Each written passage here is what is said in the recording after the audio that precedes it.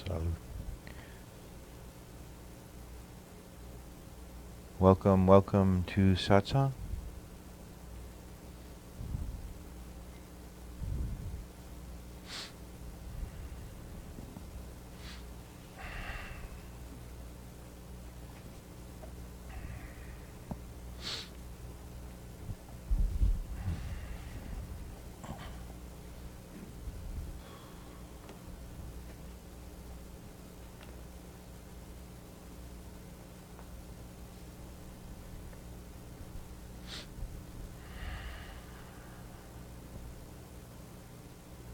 Tonight I wanted to start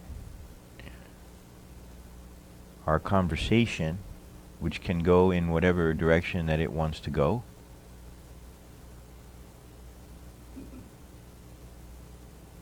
on objectivity. Much of the time, what I talk about in satsang is what's coming up in students that I'm working with, over the week. And one of the things that seemed to come front and center for whatever reason was how much the mind colors your world.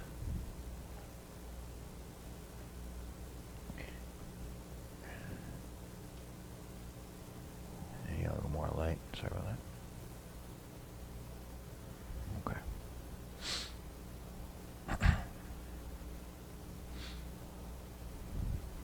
It's a little too much.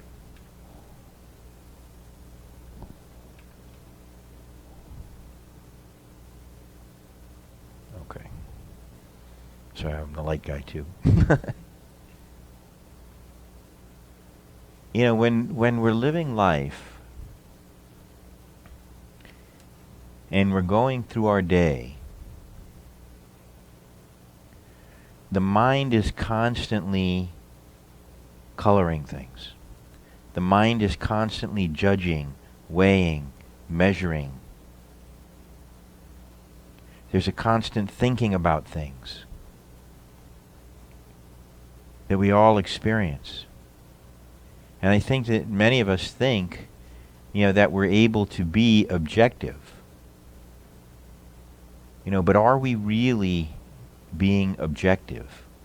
What does it take to be objective? Can you look at a thing without thinking about it? The moment that you start thinking about it, you're starting to impregnate it with your own bias. Remember, you've heard me say over and over again, we all live on the same world, but not in the same world. It is a world of the perception of our own mind.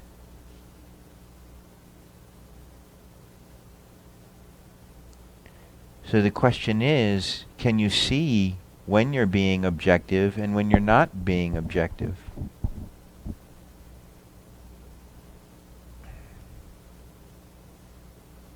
Do you understand what objectivity means? What is objectivity? The mics are in the second row now. I put them back because I'm on to you guys.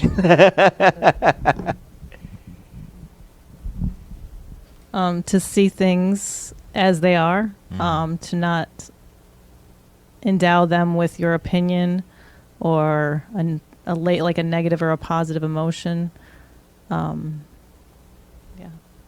Yeah, very good. So, to see things as they are,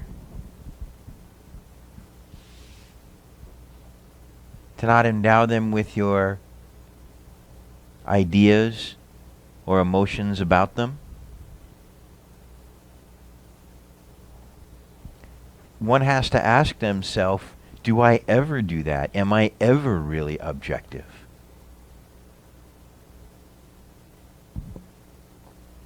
One of the most interesting things that I learned from a friend of mine was we were having some political conversations, and that we were sort of on opposite sides of. And in order to be objective, he said to me, he said, Tom, if you really want to be objective, try to prove the opposite of what you believe to be true, and see if you can do it. Your ego's going to love that. Try to prove the opposite of what you believe to be true. What do you think happens when you try to do that?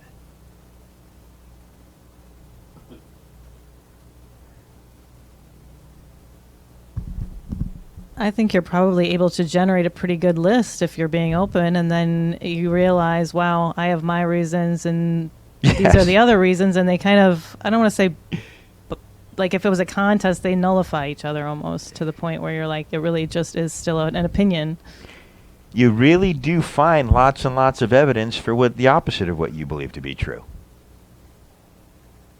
You know, most people, they call them echo chambers. Most people are in like echo chambers. They hang around people and are with people that agree with them. And so people are echoing what they want to believe, and everybody's really comfortable in that. But true objectivity is so important. So incredibly important. Because why? Enlightenment, seeing things clearly as they are. That's the definition we use here at the Peaceful Mind Center of enlightenment. Seeing things clearly as they are. John? So isn't that equanimity? Isn't being objective? I mean, subjectivity is subject to my own opinion, right? That's subjective, right? So objective, lack of opinion, lack of thought, lack of judgment, lack of perception. Isn't that kind of lack of duality? Yes. Yes. Absolutely. You know,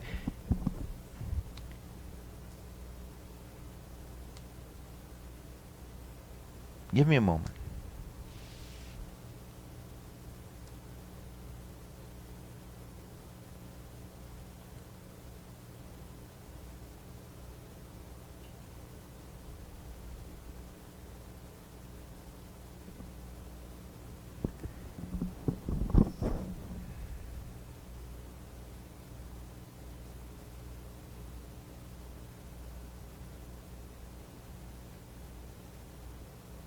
There can still be bias, though, somehow in equanimity. There can still somehow be interpretation.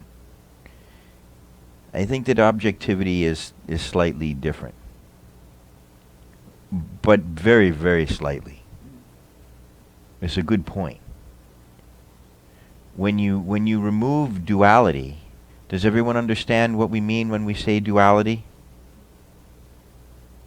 No? Good. I'm glad I asked that. Duality is, there has to be two sides of a coin. You can't have one side of a coin, right? True?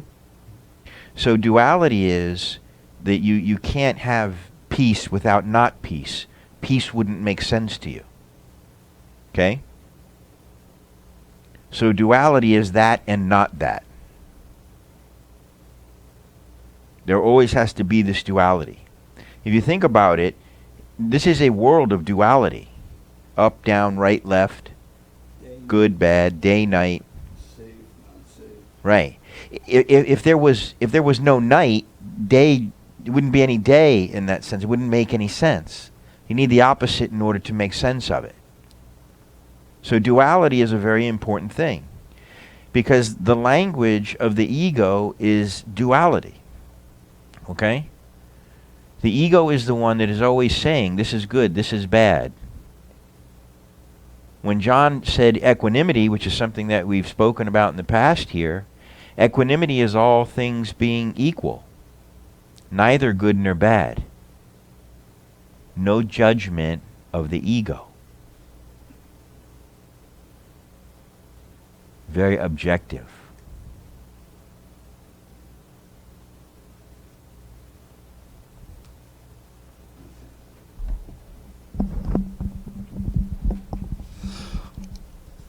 But aren't we wired to react from duality?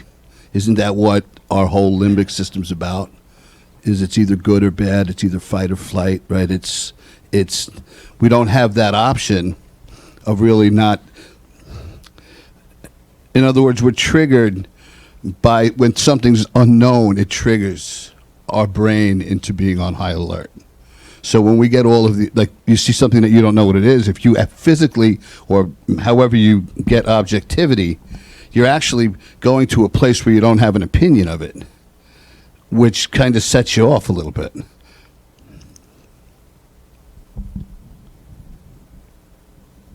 Could you elaborate on that a little bit more? Like, what is your question or your comment?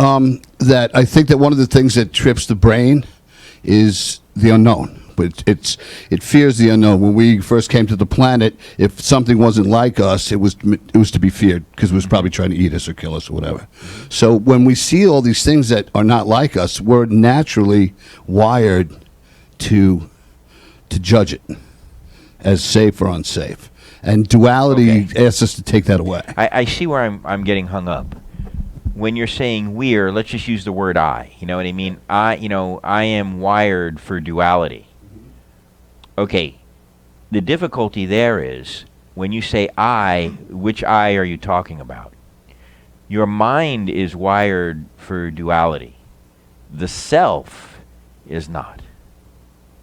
The self that is in awareness of the mind observes the duality of the mind, the duality of the world. But the self is not wired for duality. No, but I would say from that, then the only way you're going to get objectivity is to transcend the mind and be in the self. Yeah. So if you're judging yourself like we all do that are from our minds for the most part, it's really a tough thing to do. Right. But the self has no problem with it. Yes. Transcendence is what we are here to realize. When we say transcendence, do you know what I mean? Transcending, going beyond the mind, going beyond the thought. There is an awareness that is beyond mind, that requires no thought. That self, with a capital S, is in boundless equanimity. It is the mind that is in duality. So we have to make that distinction. Because yes, the mind, the ego, when I say the language of the ego, the language of the mind is duality. This is good, this is bad. This is scary, run, you know what I mean? These kind of things. When you are residing as the self, when you see a car coming at you that's going to hit you, it's not that you don't react to it. You know what I mean?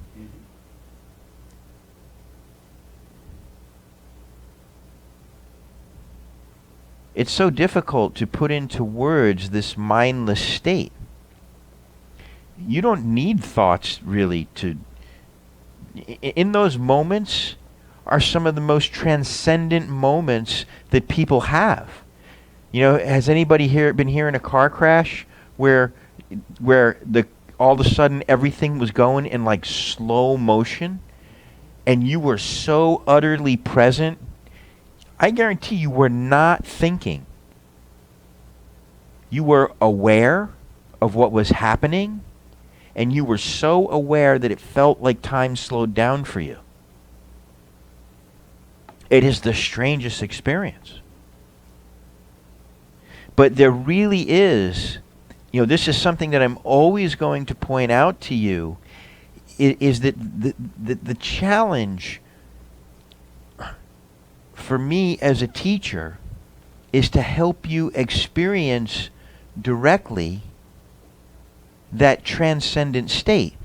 Now, I have to use words and concepts and ideas to describe to you how to do this in the same breath trying to help you not make a concept and idea out of it.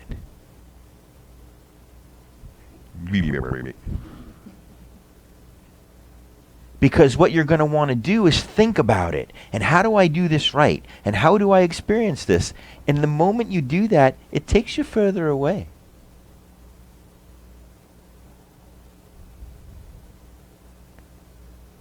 Which is why I tried to point out to you different things, like objectivity. Because if you can start to practice objectivity, equanimity, they're certainly sisters, it will move you closer to that transcendent state.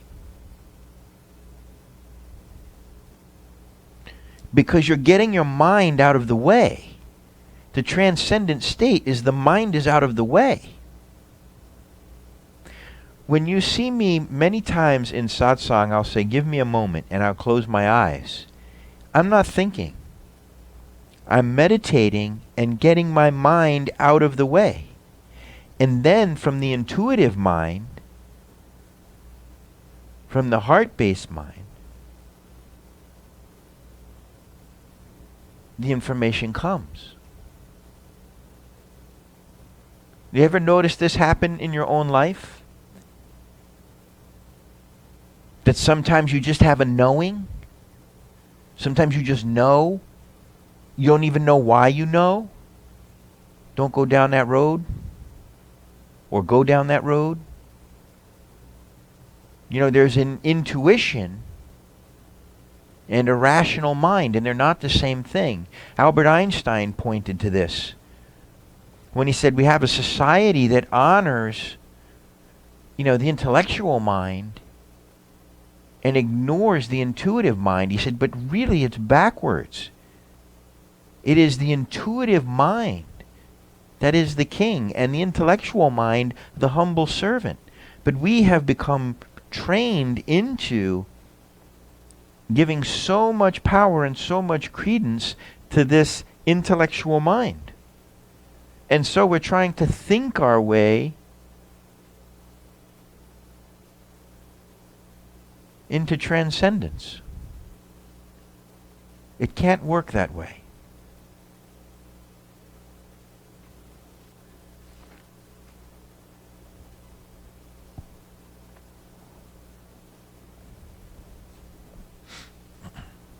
Just breathe on that for a moment while I have a sip.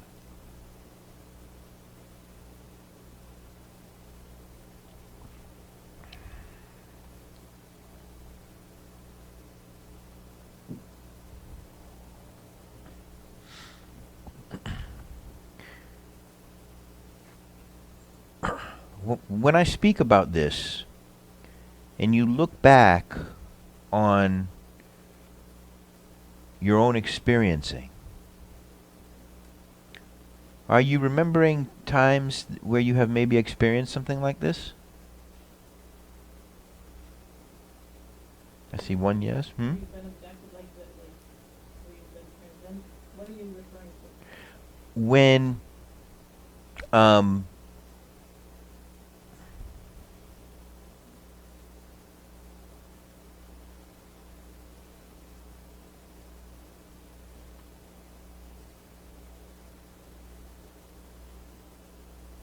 give me a moment.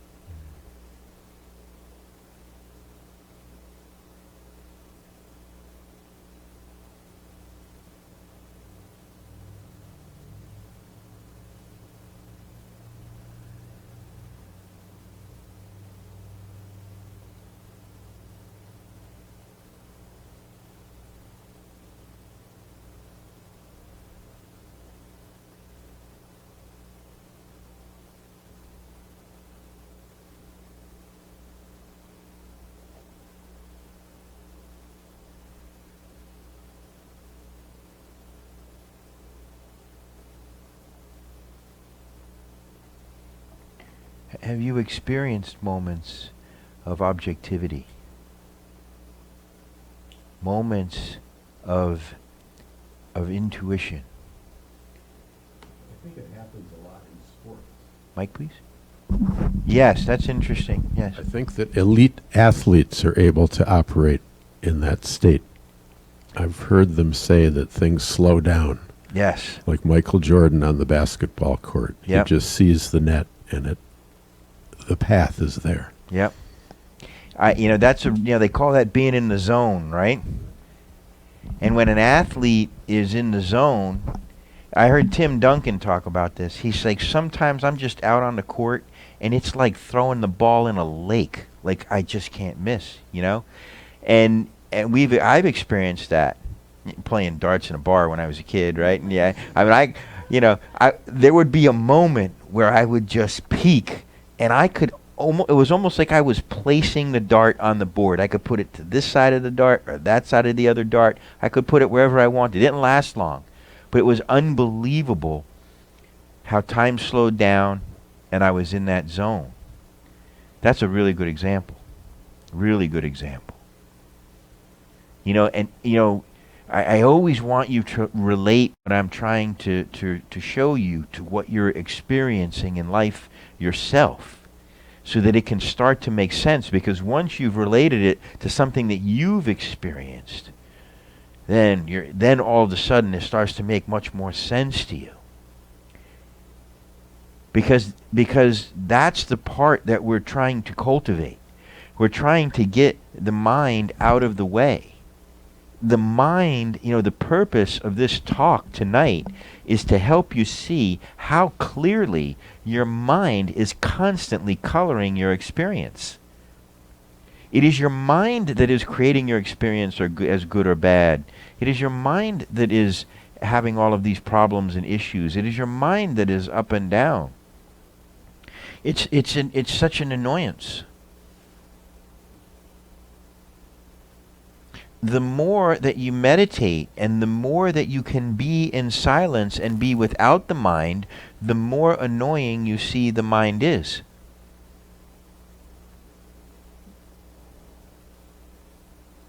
Because you're getting distance from it and you're starting to realize what your mind is doing. For most people, they don't realize what their mind is doing. I want you to realize what your mind is doing. I want you to become conscious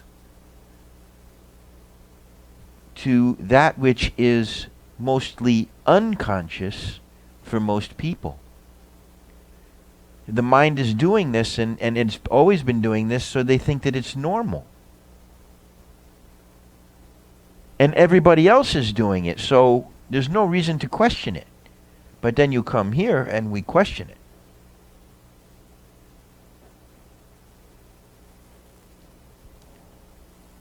The only thing that you're ever having an issue with is your mind.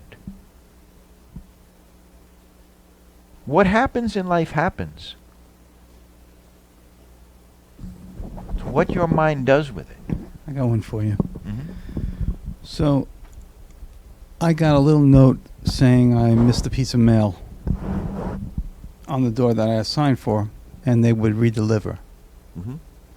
I waited a couple of days. I know it's important because you got to sign for it. Mm-hmm. No redelivery, Mm-hmm. but in my mailbox there's a slip saying going to the post office to pick it up. Mm-hmm. Now I know this from previous booby traps.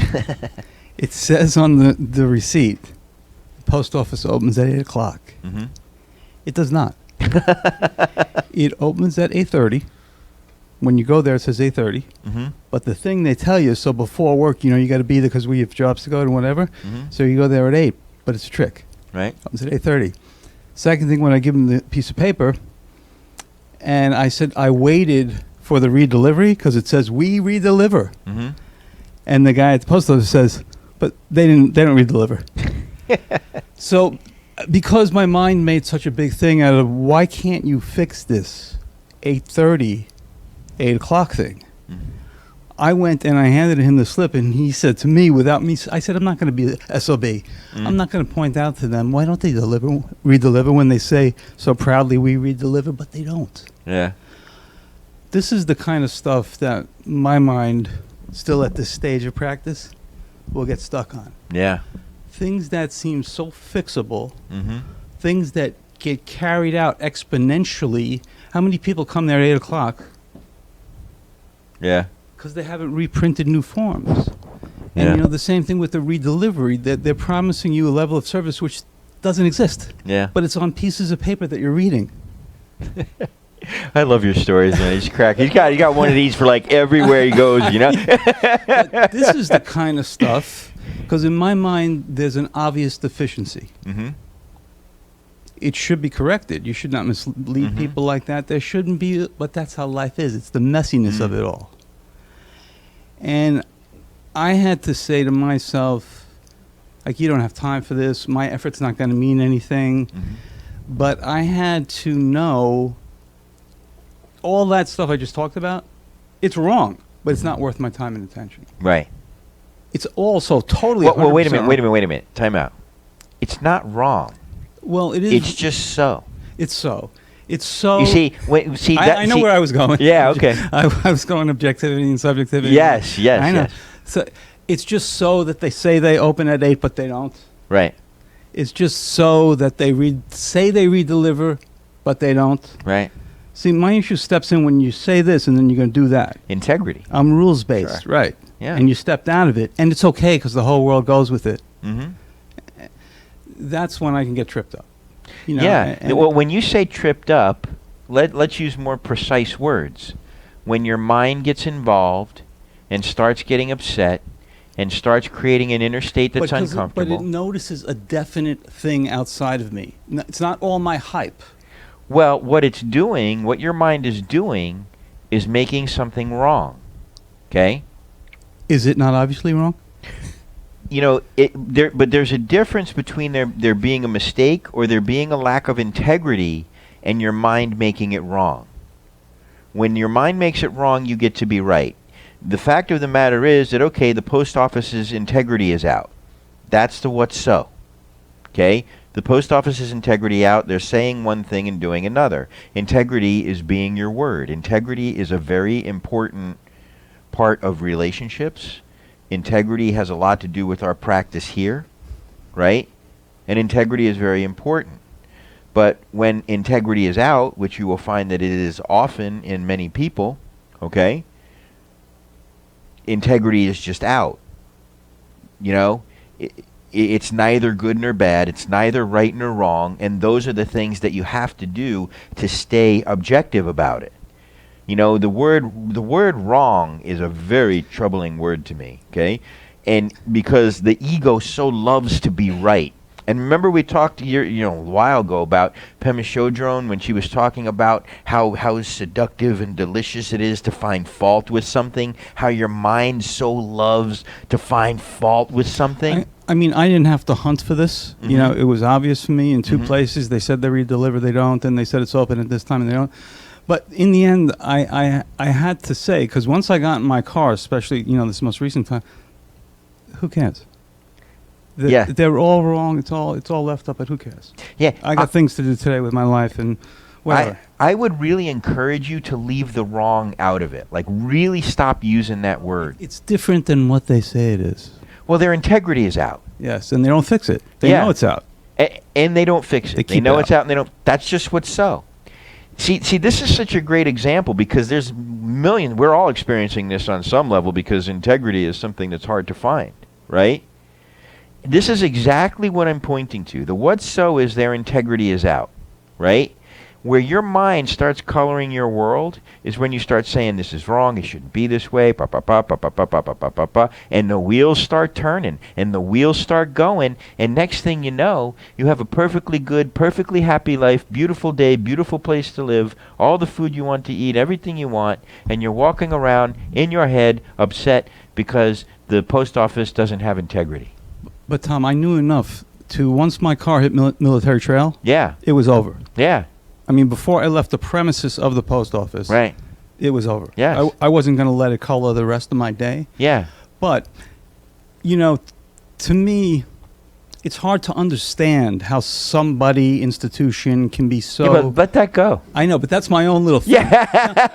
That's what I'm telling I don't know if you left it in military trail. We're military trail is close, right? no, It's right out there. because it pops. The same kind of thing does pop up. Those are the things that test me. Yeah. Isn't it amazing how your mind bites on that like a dog on a bone and just doesn't want to let it go? It's incredible. Efficiency, that's my hot button. Yeah. Yeah, efficiency, whatever it is, we all have them, It's so fascinating to watch what your mind does. I really encourage all of you, and I really want you to learn to really even objectify your own mind.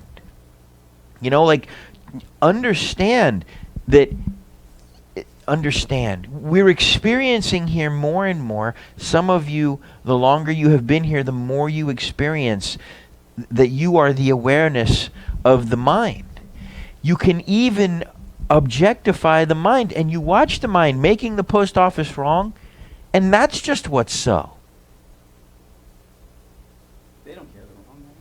They're wrong. They can't. They're out of alignment. Don't miss this, okay? Don't miss this. You can even objectify your own mind. In order to objectify your own mind, you have to realize that you are not your mind. Because a lot of times these things are so conditioned into us, this is just what the mind does. Okay, here's another inefficiency thing, and my mind goes, that's the first domino. And I know what my mind does after this.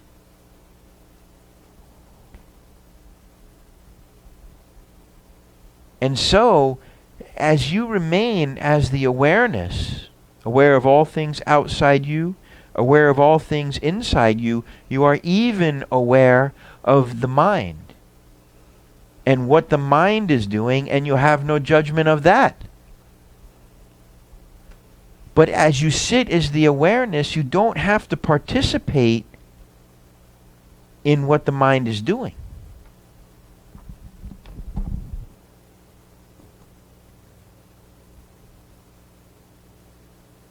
This is the bridge right here. We're right at the bridge.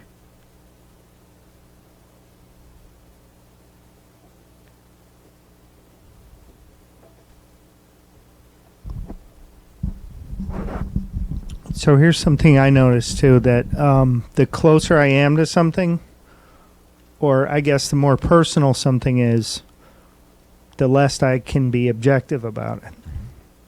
So like what John's saying, I can relate to that. And when he's telling me, I'm kind of like, yeah, no big deal. But if it would have just happened to me on the way over here, I would feel the same way. And I'd be all... But it's one of those things that the more like personal it is, if I hear, I can be very objective or more easily objective with other people and their problems. Right, sure. When it's my problem, it's going around in my head, and I can't be objective about it. A lot of times I have to talk to somebody else about it before, like who it is needs objective. it needs to get out of my mouth, Yeah. like out of my head somehow, so I can be more objective towards it. So that's something that, like, I notice, like so the closer, if it has to do with me, it's very difficult to be objective. And if it's like my kids or my family or friends, then it's even a different scale. And then if it's somebody else or it's a story on TV, I could care less. But if it happens to me, it's a whole different story. Why do you think that is? Because everything's about me up here. Yeah. It is. I mean, it's just, that, I'm conditioning.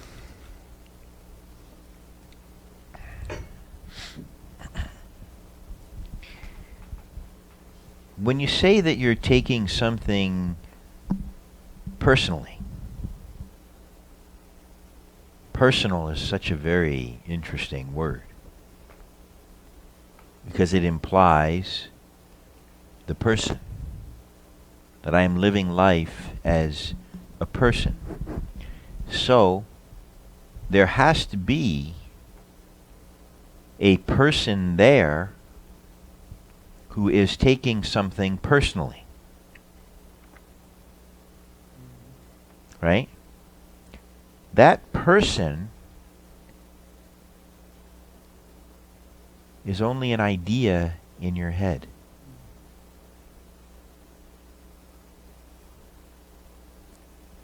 The person that is taking it personally is a concept in your mind. And your world is being colored by concepts in your mind.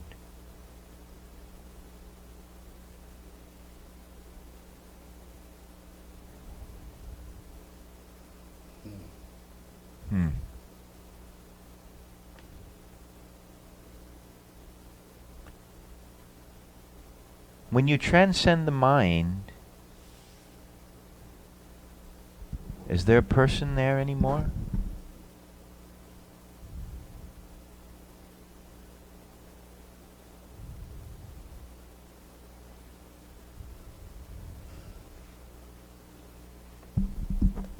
A person to take things personally, to get offended, to know who I am. All ego.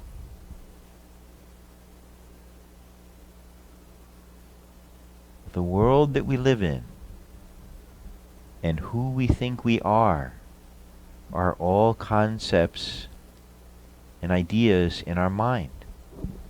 I've said this before to try and illustrate this, is that we all have our book. And it's the book that we have written about our life. This is who I am. This is how the world is. This is how my life is. And it's like a book, a big book that we just keep writing and writing. Now the reason that I use the metaphor of a book is so that you can see so objectively that who you are and the world that you live in is just a story, like a story in a book that you can read. What happens when you close the book and throw the book away? Enlightenment. Transcendence. And it doesn't mean that life becomes bland or vanilla or you're blank.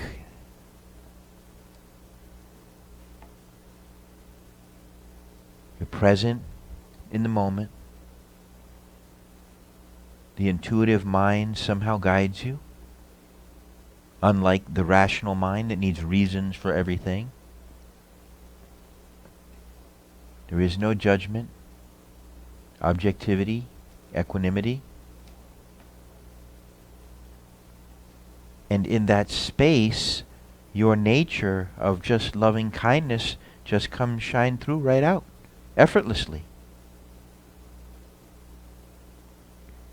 And I'm sure that some of you have even been in that space for moments in life. And it is completely wonderful. It's not a mind-based happiness. Excuse me. A mind-based happiness is when the world is the way your mind thinks it should be.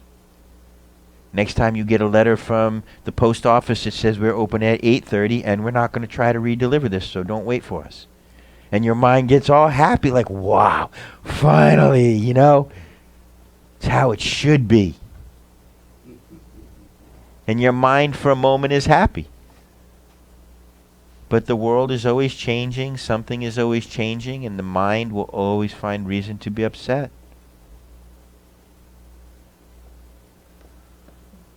And so what, I'm always here trying to do every week in Satsang with you is help you see more clearly what your mind is doing. How this works. And to help you hopefully rely less and less on conceptual ideas and conceptual understanding and begin to get more and more comfortable without conceptual ideas and conceptual understanding.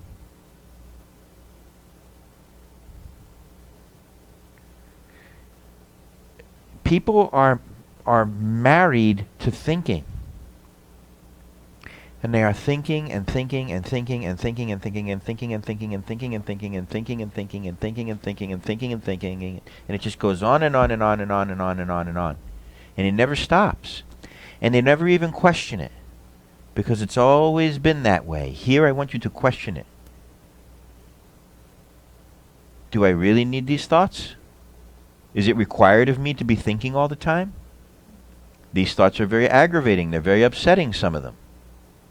Why do I give them any attention? Who am I that's giving them attention?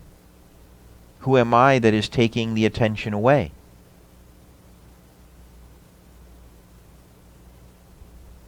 Perhaps I'm not a who at all. Perhaps I just am.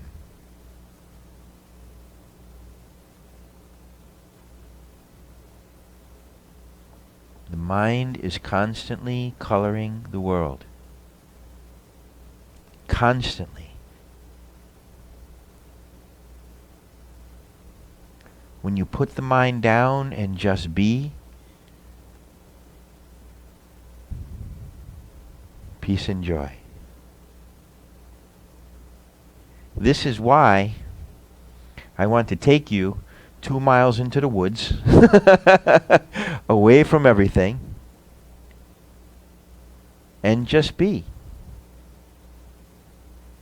And it's going to be like retreat style. I have someone that may teach us some yoga in the morning that may be coming.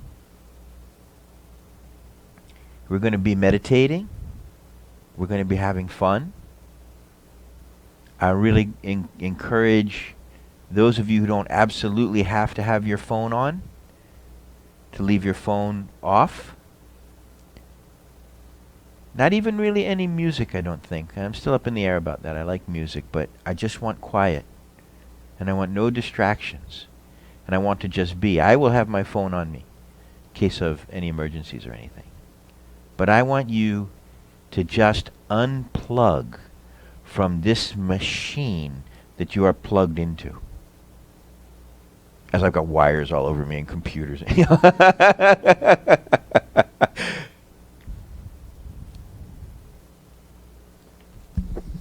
I just have to share a story. It's related but kind of unrelated. Awesome. Of not just looking at things and making a judgment, so you're not being objective. But what you said about, writing your own story and how connected we are in creating this ego, this life story. So I had a phone that basically had 7 years worth of data, pictures, everything. I mean, I thought the woman I thought we backed it up, she was with me for 3.5 hours. We were not face, but where they take over your computer anyway. Yeah. I lost everything, all the context. Oh. And I can tell you, it was literally like having an identity crisis. Wow. And I was aware that I was having it, but I was like, how am I going to get it? First, the panic of how is anyone going to get a hold of me? Like, I'm going to be lost in the world. And like, how am I going to get a hold of these people? And okay, some of them I can find through, this, and some I can. But then it was like, what about those ones that, like the XX that maybe one day, And then it was the photos, like I got over that because people started calling. I was like, okay, well, the people, who I really need to connect with will call. Mm-hmm. And the other people, the main important ones, I did have their address and phone number, but then it was all the pictures are gone. Then it was the notes that you had helped me, by advising to be efficient that I had so painstakingly made to my grocery list, and these are the vitamins to order, and these are the places to go in Florida, and it was like a day of just like loss of like I was mourning myself, and then I was like, it was like one of the best things that happened because I almost kind of like just relaxed out of myself, and I was like, you know what, none of that's me anyway. I mean, when was the last time? I have 7 years. Did you print any of those pictures? Yeah. Did you show anybody? Maybe.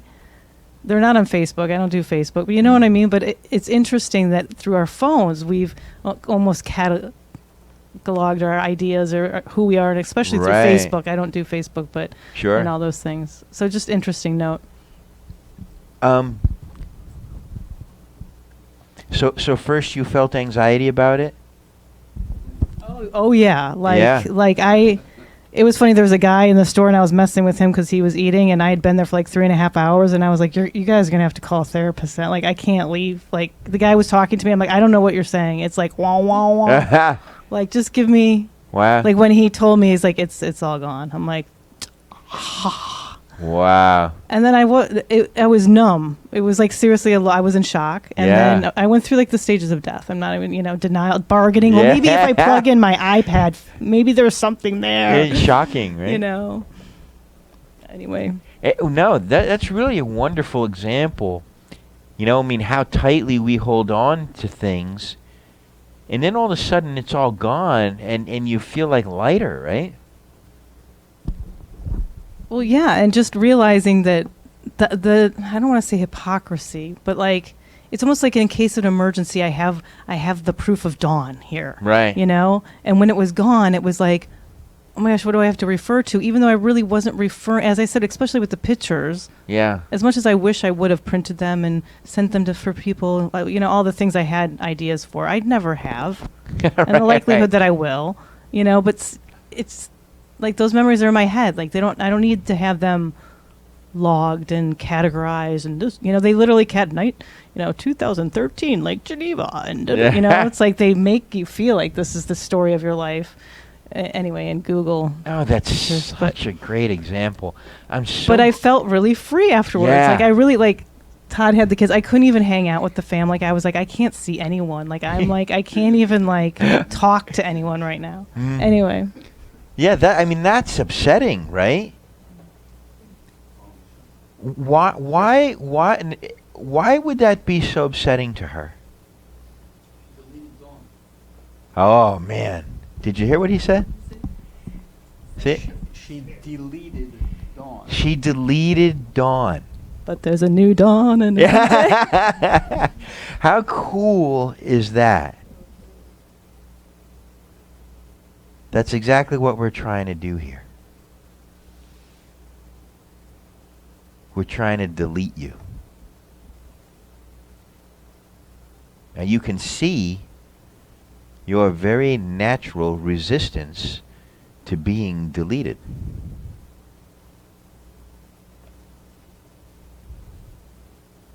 You can see in that moment how tightly you hold on to your identity. This is why so few experience enlightenment.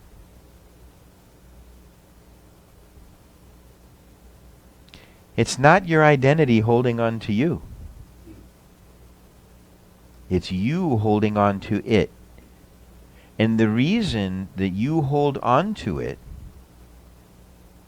is because you don't know what you are without it, and you feel like you are disappearing. And that can be very, very, very uncomfortable. You are so invested in the person that you have created yourself to be. And you do not want to let go of that. And so you hold on to the mind and you hold on to the concepts.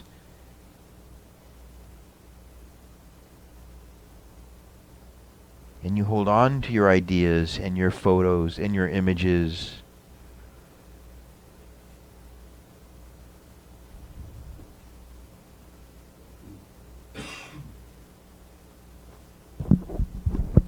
But the truth is that when you let go of it, you experience the self, the pure awareness beyond concepts and ideas. So, that's kind of looking into the past, kind of, but I kind of asked myself a while ago, how can I live a story-free life from this point forward. And it involved going through all my mom and dad on our wedding day pictures, and there's little Johnny in a tub on Yeah. that little corner table, and then there's that over there. All of it went into a suitcase. Yeah. All of it's in a closet. Yeah. No story on my wall. Nothing to point to me back on that vacation. Interesting. Yeah. The things that are on the wall are neutral, Yeah. story free. So I realized, like we all have a story. Like Kramer couldn't become a banker in Seinfeld. He was going to commit suicide. Oh, I don't remember It's an that one. obscure episode. Right. But we all have a story, and we get hurt by a story and limited and tossed around.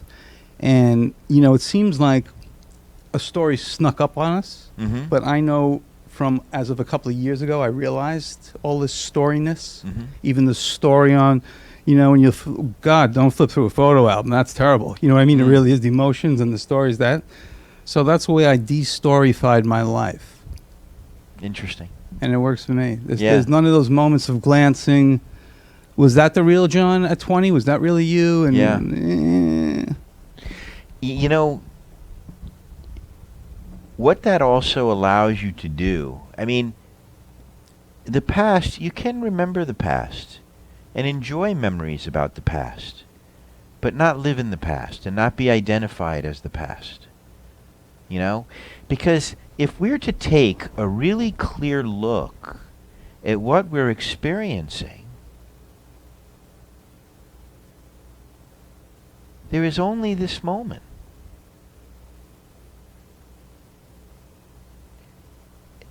Time is not something that exists in the way that your mind perceives it.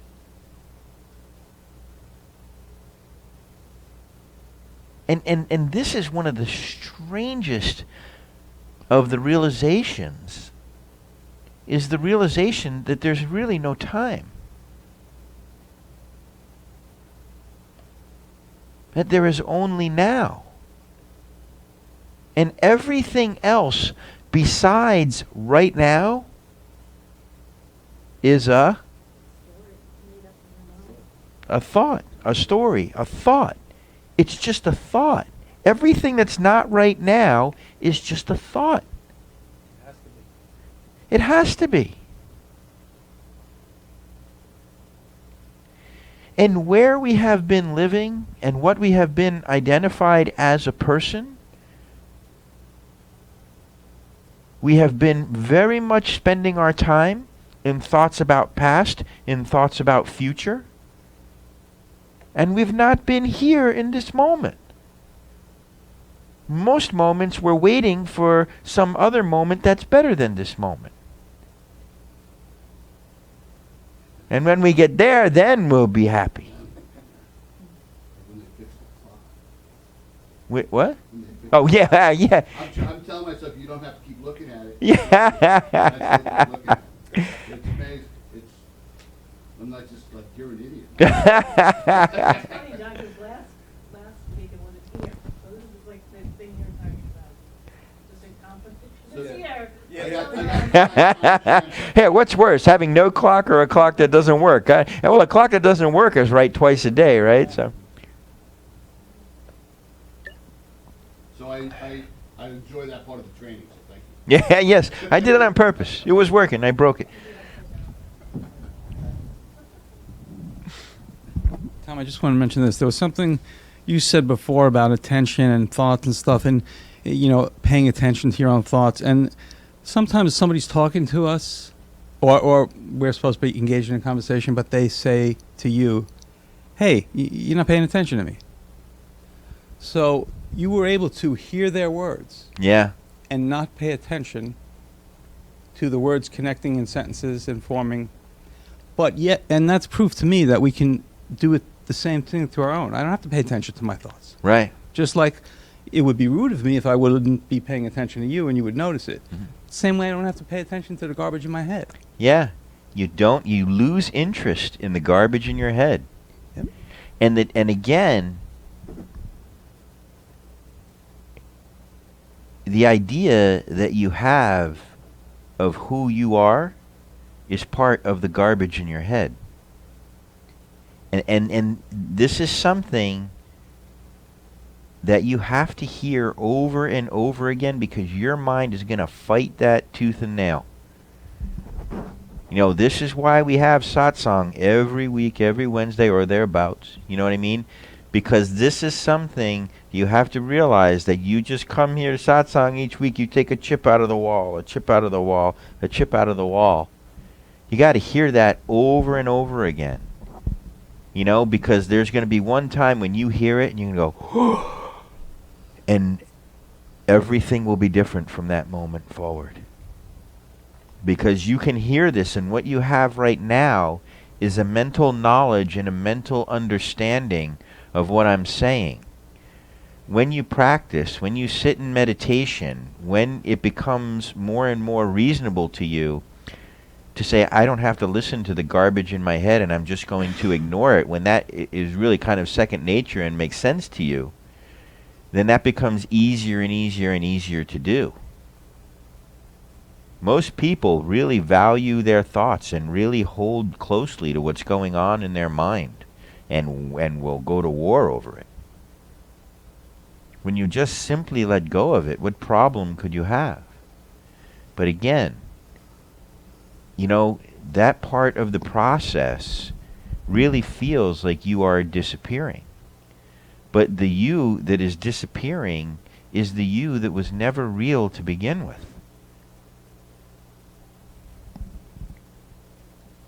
When you were a little baby and didn't speak language, you didn't know you were Antoinette. You were still here. You were perceiving. You were hungry. You were tired. You were happy. You know, the way that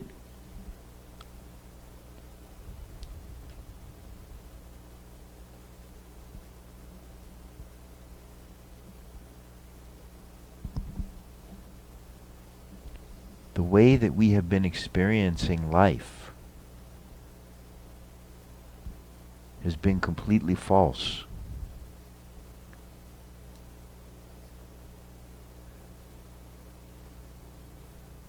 And you can see that that's a problem, because it has led to lots and lots of suffering.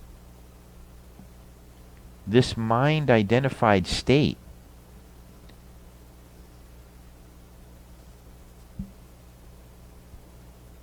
this conceptual ideas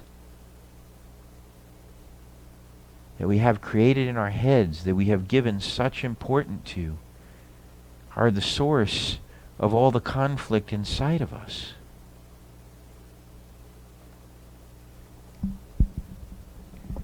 We've not really been living in the world. We've been living in the world in our head. How crazy is that? Is the world something that you're seeing as and experiencing, or is the world something you're projecting?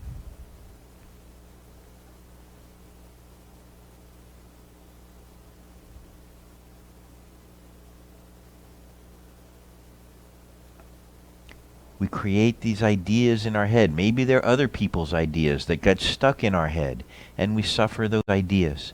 This is the way life should be. This is what I should have at this point in my life. This is how it needs to be. All of this craziness, all of these mind-based ideas that don't have any inherent value. Thoughts themselves don't have any inherent value. It's the value that you give them.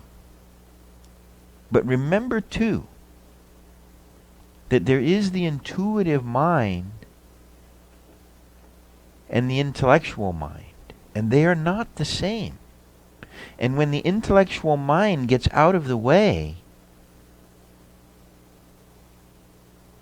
and you experience the self, this is the space that the athletes are in. This is the space that the great artists are in. But like 99% of what we're focused on and what we're perceiving is all of this intellectual mind-based stuff.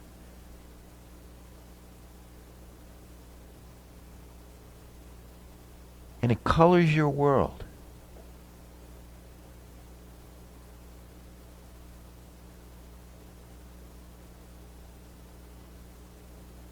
And your mind might be saying to you now, well, okay, well, now what? If I clear all of this junk out of my mind, well, now what? Just be. Just be in this moment. How hard is that? Just eat. Huh? You know, if you really look at your life, you know, a lot of us spend a lot of our life in sort of waiting for this to happen, waiting for that to happen. You know, when this happens, then I'll be okay. When that happens, then I'll be okay. Have you ever tried to teach this to children that don't have these things set in their mind? Yes, you would be surprised by yeah, welcome. Thanks for being here. You would be surprised at the wisdom that comes out of their mind. Because for them, you know, their minds are just not as conditioned as our minds. You know, their minds have not been filled up with a bunch of garbage yet. And it's really fun to watch them. You know, if you really want to be reminded of your Buddha nature, watch children, and I mean young children. There was one time when I was at City Place in West Palm Beach. You know, they have the stage out there. And the band was setting up, and people were gathering around, and there were a lot of young children around. And all of a sudden, the band started playing.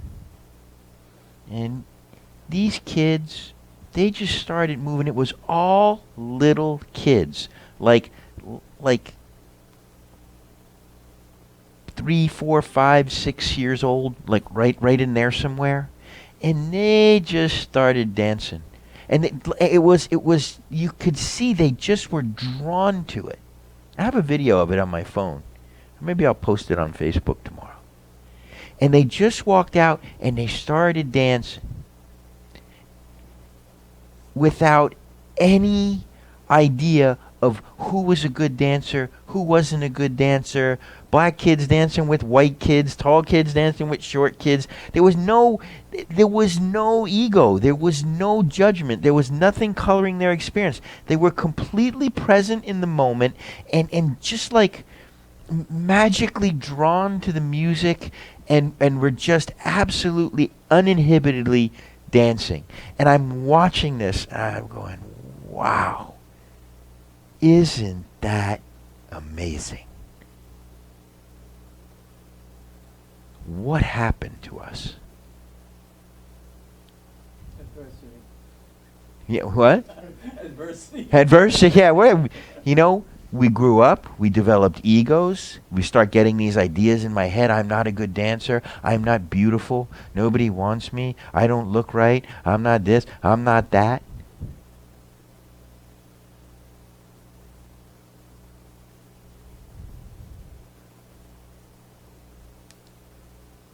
It's incredible.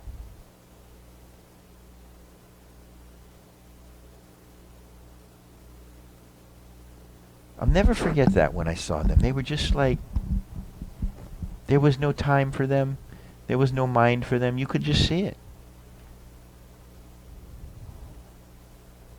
Nobody knew who was a good dancer and who was a bad dancer.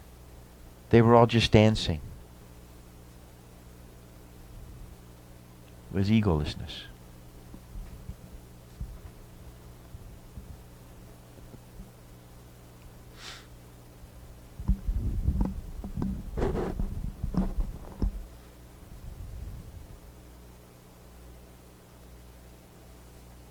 I always know I've reached you when it gets really quiet and everyone is just kind of staring like,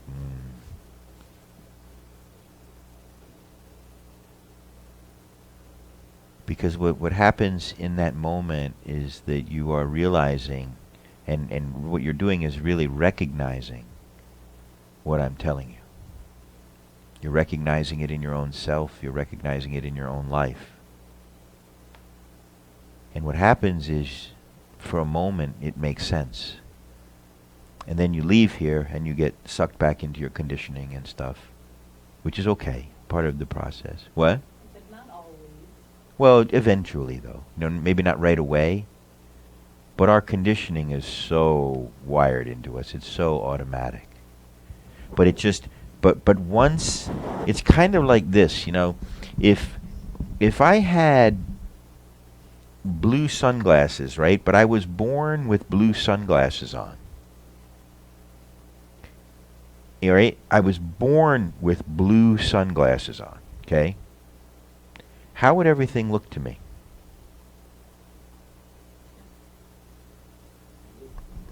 Blue? Would it? I was born with blue sunglasses on. Say it? Normal. Things would look normal to me. And then all of a sudden, someone comes up and says, hey, watch this, and takes the glasses off my head and shows me the world. And now I put the glasses on. Now how do things look?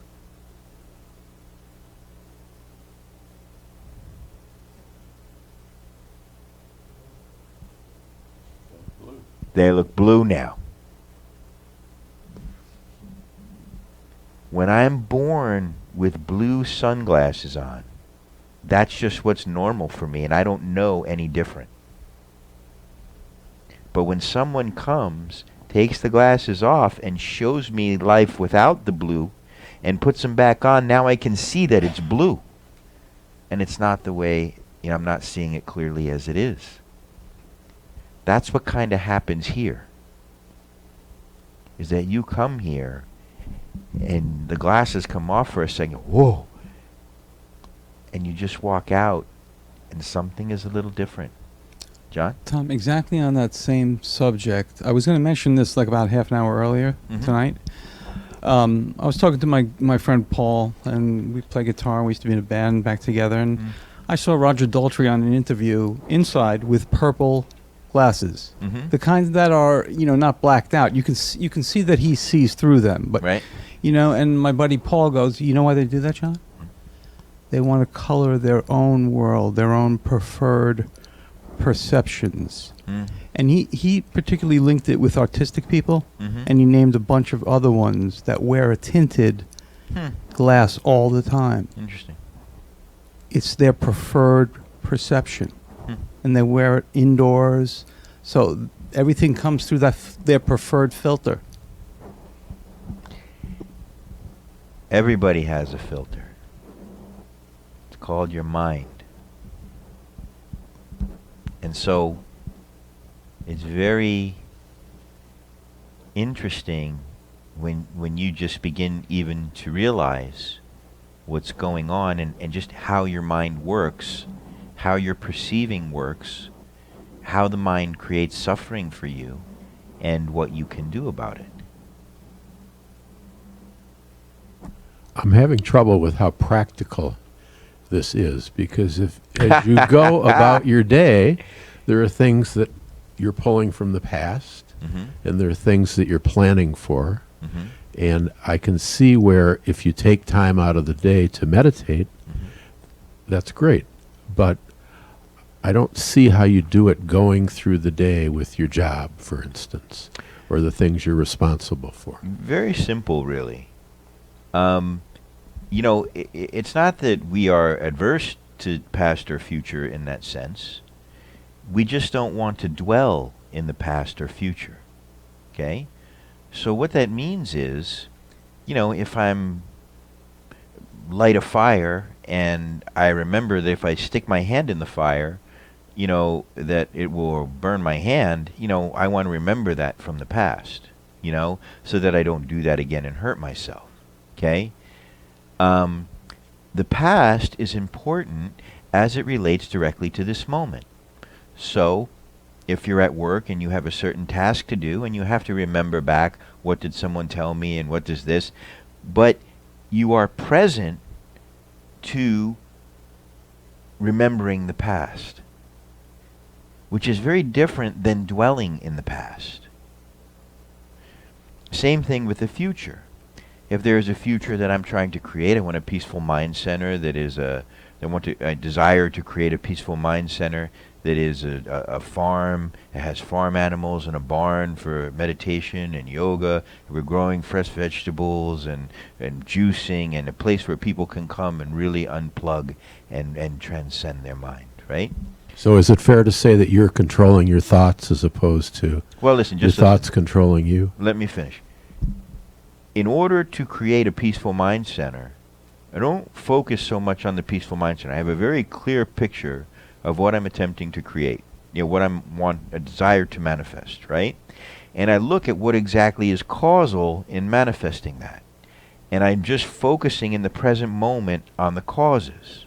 So I'm focusing today on what will potentially create the tomorrow that I'm wanting to create.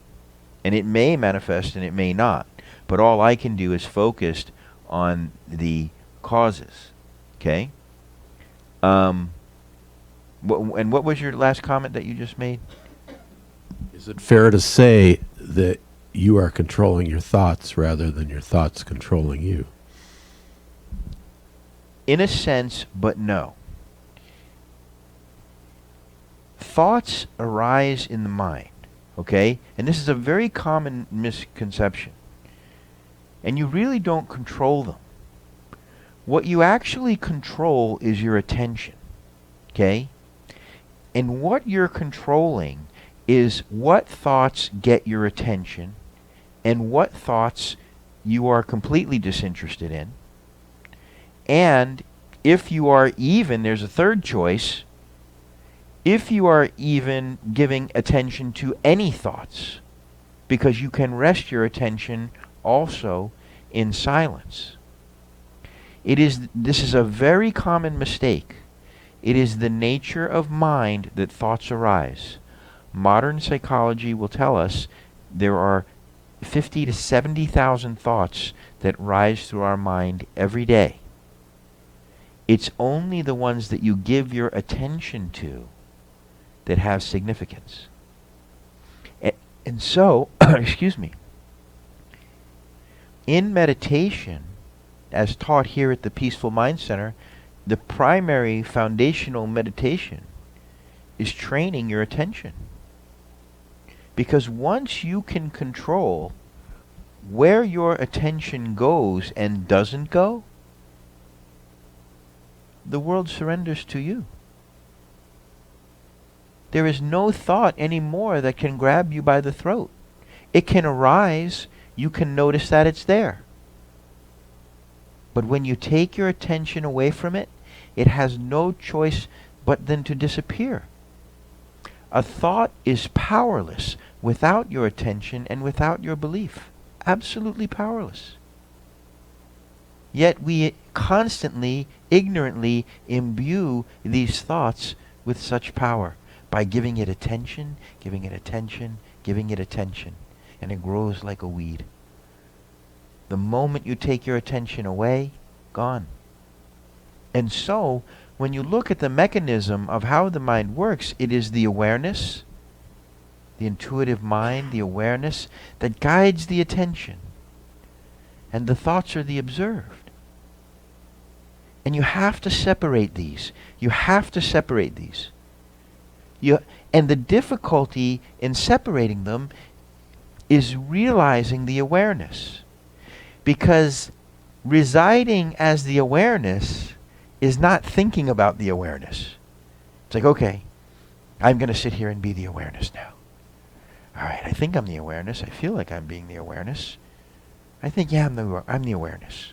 No. The awareness is the one that is aware that you are thinking about awareness. The awareness is the one that is aware of the thought awareness. The awareness is the one that is aware that the thought is gone, aware that the thought has arisen again, aware of silence, aware of all things outside you, aware of all things inside you.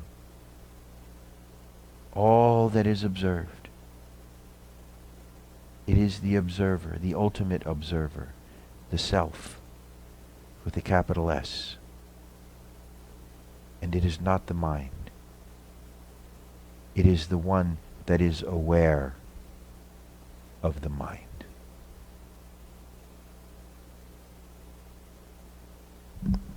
We seem to be very good at filtering the things that come at us externally.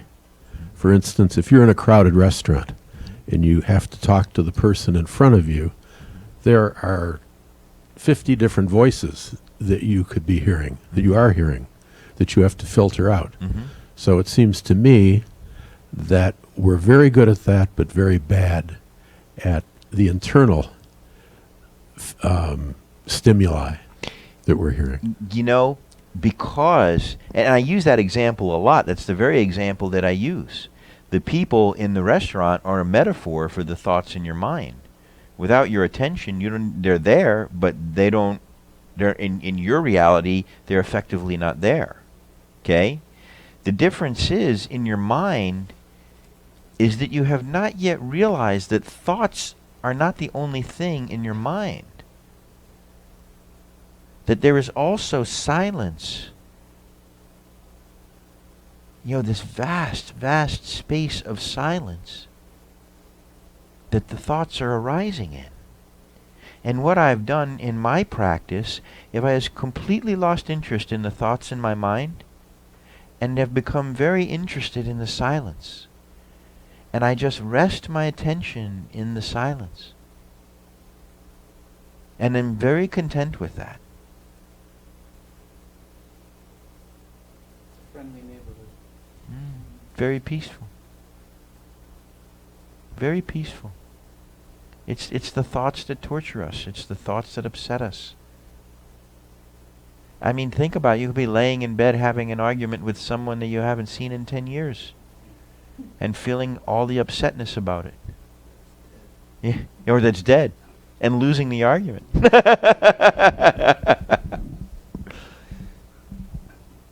It's getting a little late, and I want to get to our meditation.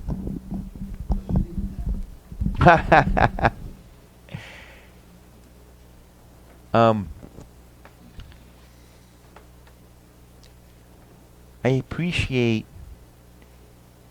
your comments and your participation. You can see that it is your participation that I feed off of, and it makes satsang juicy.